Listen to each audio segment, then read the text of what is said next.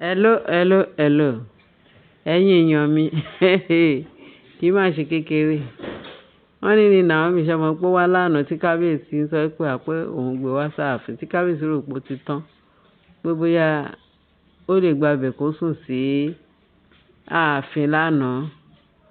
Wọ́n ní Naomi sọ pé òun ò sùn pé òun ń lọ ilé o.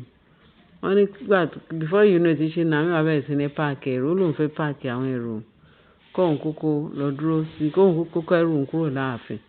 Ní kábíyèsí wá sọ pé kẹ́rù kúrò láàfin bí báwo. Wọ́n là ń jẹ́ èkuru kó tán láwo tó ń gún wọn kíní ẹ̀kẹ́rẹ́. Ó ní kábíyèsí òun ti sọ fún yín pé òun sí nǹkan tóun fẹ́ wá ṣe láàfin. Ẹ mọ̀ nǹkan tóun mean. Ẹ dẹ̀ mọ̀ bí òun ṣe sọ fún yín pé tá a bá ti ṣe kíní òun ò lè padà sáàfin. Ẹ̀yin fẹ́ peace ara yín kóun má ní peace. In as much tóun bá wá sáàfin wàhálà ni. Ohun tí ìwà tá ìwà ẹ̀rí Ashley tó ti lọ gbébọn tó nà sóhun. Pé kábíyèsí. Òun náà o. Wọ́n ní parọ́pò bẹ́ẹ̀. Daddy ẹ má worry. Ó ní tí òun bá ti ṣe tán tóun make up mind o. Ó ní torí kábíyèsí ó ń dùn rẹ̀ nínú kò dẹ̀ fẹ́ dùn òun nú. Before you know, ó ní kì í ṣe bíi ti tẹ́lẹ̀. Kíákíá kábíyèsí. Ó ní jẹ́ ṣàmọ́ pé mi kì í ṣe irú agídí báyìí.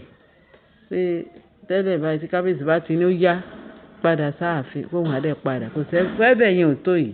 Pé ṣùgbọ́n òun mọ̀ nǹkan tóun mean. Tí ọkàn òun ò bá balẹ̀. Kábíyèsí a lè ṣe nǹkan kan. Kò sí nǹkan tí a lè ṣe ní compound. Bí kẹ́ ní sùúrù ẹ jọ̀ọ́. Ẹ jẹ́ kóun máa lọ. Wọ́n náà ṣàròjọ́. Wọ́n ní bí kábíyèsí ṣe pé Pastor Eze ni.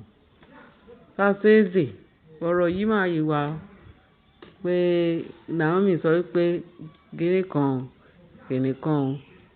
òun ò ní gbà o. Òun ń padà ni òun ń lọ o. Pé Pastor Eze wá sọ fún Naomi pé pé kó jọ. Pé nǹkan tó ṣẹlẹ̀ ni pé kábíyèsí máa ṣe àtúnṣe. Pé torí kábíyèsí gan yín náà mọ̀ pé nǹkan tẹ́ ṣe ó kù díẹ̀ káàtó. Pé ṣùgbọ́n má worry pé kábíyèsí máa ṣe àtúnṣe. Kì í ṣe pé kó máa kó ẹrù nìkan ló kù. Má kó ẹrù because ó mọ̀ pé ààfin yẹn ìwọ ló ní. Pé ṣùgbọ́n má tí kẹ́rù bẹ́ẹ̀ yẹn. Because bó ṣe ń kó ẹrù yẹn ó ń ṣìṣe pé bóyá ó fẹ́ gbọ́ nǹkan tí gbogbo èèyàn bẹ́ẹ̀ sọ àti èsì kábíyèsí. Pé ọkàn kábíyèsí lérò pé bóyá ó fẹ́ òun mọ́ ó fẹ́ kúrò láàfin. No, ó ní kì í ṣe bẹ́ẹ̀. Pé kó yí kẹ́rù lẹ̀. Kò sí bó ṣe lè jẹ́ wàá kẹ́rù lẹ̀ pé ṣùgbọ́n àtúnṣe máa wà. Pé náà nù wá sọ pé kábíyèsí mọ nǹkan tóun mean. Pé gbogbo nǹkan òun máa gbà fún kábíyèsí pé kábíyèsí ò ti gbà nǹkan tóun sọ. Wọ́n ní wàhálà dé. Wọ́n ní Pastor Eze wá sọ pé bẹ́ẹ̀ ni pé òótọ́ ni pé kábíyèsí ṣe rí gbogbo nǹkan tẹ́ kọ̀ sí. Pé Naomi ò kì í ṣagídí tó yìí rí. Pé kíní ti dùn Naomi gẹ́gẹ́ góńgó ọkàn. Dẹ̀ fẹ́ ṣàtúnṣe. Kí làwọn pípù yẹn yìí ń ṣe láàfin? Kí náà ń ṣe láàfin? Lóòótọ́ o, wọ́n ti ń lọ díẹ̀díẹ̀ o. Ṣùgbọ́n ẹsẹ̀ kan lé ẹsẹ̀ kan ọ̀tá òun náà ń ṣe mẹ́ẹ̀. Ṣùgbọ́n ká tó rí jọ́bí mélòó kárí ìsásí ti wà kárí dèwé. In as much táwọn yẹn ń rí Naomi tó ń rí kábíyèsí ní gbogbo ìgbà. Wọ́n yẹn ń sá eré wọn. Ṣùgbọ́n tó bá ti yé ríra wọn gbogbo ìgbà. Mo rò pé ogun yẹn máa le tó yìí. Kí náà fẹ́ ṣe? Pé kí ni kábíyèsí fẹ́ ṣe? Kí ni Naomi fẹ́ ṣe? Ọ̀rọ̀ yóò ti dé ojú ẹ̀ o. Tọ́rọ̀ yìí bá ti dé ojú ẹ̀, wọ́n á wá nǹkan ṣe sí. Kábíyèsí ẹ̀ wá nǹkan ṣe. Kò sí bó ṣe lè burú ẹ̀ wọ́n á wá nǹkan ṣe sí. So ìpín ìpè kábíyèsí tí ò bá jẹ́ pé kábíyèsí ní interest lára àwọn ọmọbìnrin yẹn. Wọ́n ní Naomi ní kábíyèsí you cannot eat your cake and have it o. Ọ̀rọ̀ tó wà nílẹ̀ yìí ó ti ju gbogbo nǹkan tá à ń sọ yìí lọ. Nígbà tá à ń gbọ́n èkuru kó tán láwọ̀ ẹ túbọ̀ ń gbọ́n sínú kíní. Ẹ túbọ̀ ń gbọ́n wẹ̀sà o. Níbo ni Tóbi wà ń sìn? Mo mọ̀ pé Tóbi gbogbo wọn yìí ń sá eré kiri. Wo pẹ̀lú gbogbo eré ìbàjẹ́ eré ìbànújẹ́ tó ń sá fúnra wọn. wọ́n á kàn nínú iyọ̀ because wọ́n ti dá lẹ̀ sí i. Wọ́n sá pamọ́ síbì kan, wọ́n rẹ́rìn, wọ́n fira wọn ṣe ẹlẹ́yà, wọ́n fira wọn ṣe ẹ̀rín. Kò sí bó ṣe lè jẹ́, kò sí bó ṣe lè le tó. Ipá Ọlọ́run ká wọn, ipá Ọlọ́run ká wọn, ìjà yẹn máa parí lágbára Kristi lọ́nà àrà lọ́nà ìyanu. Òun lọ́lọ́run máa ṣe nǹkan tó wà láàfin yẹn tí gbogbo ẹ̀ máa fi kúrò pátápátá. Torí tí yárí tí Naomi ìyá yìí, ó yẹn lágbára. Gbogbo pé mi ní gbọ́, mi ní gbà, mi ní gbọ́, mi ní gbà, nǹkan kan wà nídìí ẹ̀. Bẹ́ẹ̀ tí gbogbo nǹkan tó sápamọ́ níbẹ̀ yẹn ojú Ọlọ́run tó, Ọlọ́run máa scatter gbogbo. Ọlọ́run máa fi gbogbo ẹ̀mí búburú, ẹ̀mí kẹ́mi, Ọlọ́run máa fi àrá pa wọ́n. Ó máa sára pa gbogbo àwọn ẹ̀mí búburú tó ń lo Naomi, tí ò jẹ́ kí Naomi gbádùn, tí ò jẹ́ kí Naomi ní fọkànbalẹ̀. Àfi kó padà sílé wọn. Níbo náà ti ń ṣe? Wọ́n ní ilé ọkọ ọmọ ẹni lọmọ ẹni ń gbé. Ó ṣe wá jẹ́ irú spirit wo ló máa ní kí Naomi má dúró sílé ọkọ?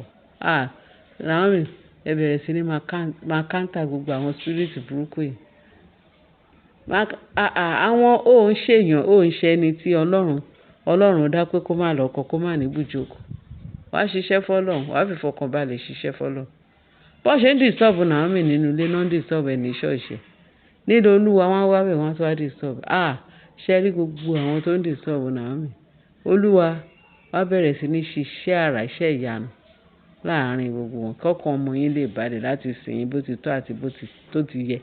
Kọ́kàn ọmọ yín kò ní Naomi kó kẹfí lọ́kàn balẹ̀. Kó sìn nínú ẹwà ìwà mímọ́. Kó dúró sílé ọkọ ẹ̀ kínú ẹ̀ dùn káyọ̀ ẹ̀ kún. Eléyìí lágbára. Eléyìí pọ̀ jù náà.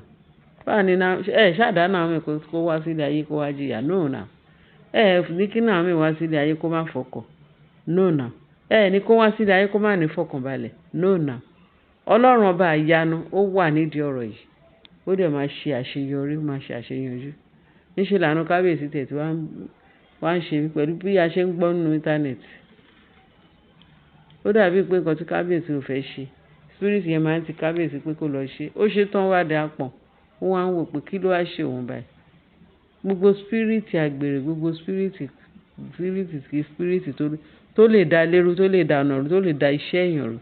Kọ́lọ́run kó mú kúrò láàfin yẹn, kó mú kúrò nínú ayé kábíyèsí. Gbogbo ẹ̀mí kì í gbà pé mi ní gbà. Kí gbogbo ẹ̀ kọ́lọ́run kó run kó ti jáde kúrò nínú ara Naomi. Agbára Kristi. Àbí kí ni ìtumọ̀ eléyìí? Báwo lè ṣe wá jẹ́? Lánàá tán tún gbé Naomi wá nínú bàbá rọ́pò ń dùn pé ọmọ mi ó ti dé, ó ti ṣe. Pẹ̀lú bí gbogbo èèyàn ṣe ń yọ̀, tínú gbogbo wa dùn. Majority ti carry the vote o. Everybody nínú wọn dùn sí Naomi. Bí gbogbo wọn ní ìjẹ́rìí ayé ní ìjẹ́rìí ọ̀run. Gbogbo èèyàn tó ti tínú wọn dùn. Tínú wọn dùn pé Naomi fẹ́ òun àtọkọ ẹ̀ kan jọ wà papọ̀. Tí dùnnú wà tó jẹ́ pé tá a gbọ́ pé Naomi ti wá sí ààfin inú gbogbo wa máa dùn. Àwọn tínú wọn dùn ó pọ̀ ju àwọn tí àwọn èké, àwọn inú búburú, àwọn tínú wọn ti bu tán ọ̀rọ̀ òrùn sá. Àwọn olólùfẹ́ Naomi àti olólùfẹ́ kábíyèsí wọ́n pọ̀ jàǹtìrẹrẹ. Lágbára Kristi Jésù, Ọlọ́run máa wo gbogbo àwọn olólùfẹ́ Naomi. Ó máa wo tiwọn láti dá Naomi àti kábíyèsí láre tó máa wà papọ̀. Olúwa má ṣe wò pẹ́ tó Olúwa dìde nínú àánú. Ó mọ̀ pé ètò dá lọ́lọ́run máa ṣe. Kábíyèsí ẹ fira yín lọ́kàn balẹ̀, ètò dá lọ́lọ́run máa ṣe. Lágbára Kristi Jésù. Gbogbo ẹ̀mí búburú tó máa ń tìyàn lọ dẹ́ṣẹ̀, gbogbo àwọn ẹ̀mí búburú tó máa ń tìyàn lọ ṣàṣìṣe, gbogbo àwọn ẹ̀mí pípẹ́ mo ṣe tán wá dà pọ̀. Lórúkọ Jésù Olúwa Ọlọ́run àwa kò ní lò yín mọ́ òun ní agbára ẹ̀jẹ̀ Jésù. Ọlọ́run máa lé dànù. Lágbára Kristi Jésù Olúwa wa. Àmín. Ẹ ṣé gan Ọlọ́run. Ẹ ṣé Ọlọ́run tẹ́tí gbọ́. Ẹ ṣé bàbá mi. Lórúkọ Jésù Kristi Olúwa wa. Àmín. Ẹ̀yin èèyàn mi, ẹ bá mi share, ẹ bá mi like, ẹ bá mi fi tó kù sí, ẹ bá mi subscribe, kí wá tó wá fi tó kù sí comment section. Ẹ ṣé gan bẹ́ẹ̀ ṣe ń tẹ́tí sí wa. Láyọ̀.